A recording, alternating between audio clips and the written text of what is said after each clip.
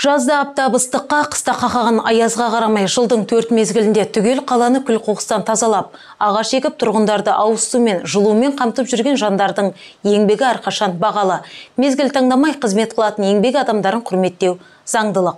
Осы орайда бүгін Арыс қаласы әкімдігінің ұйымдастыруымен Tesco Trade компаниясының демеушілігімен коммуналдық салада еңбек ететін қызметкерлерге тегін азық-түлік себеттері таратылды.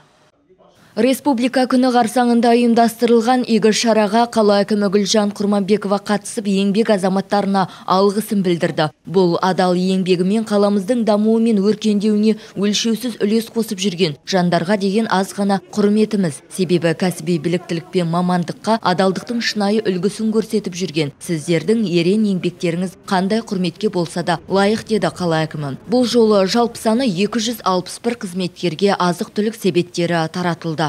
Арыс қаласы әкімінің бастамасымен және Tesco Trade компаниясының демеуімен Арыс қаласындағы көше тазалығымен айналысатын қызмет сервис мекемесінің, көше талдарды абаттандырумен айналысатын Жасыл Арыс мекемесінің, Арыс қаласына жылу беретін жылу мекемесі және Ақба сервис мекемесіндегі кіші қызметкерлерге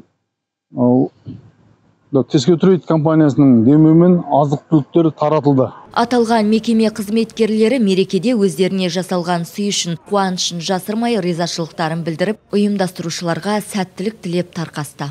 Балауса Оспан, Бағдат Қайратұлы, Арт ТВ жаңалықтары.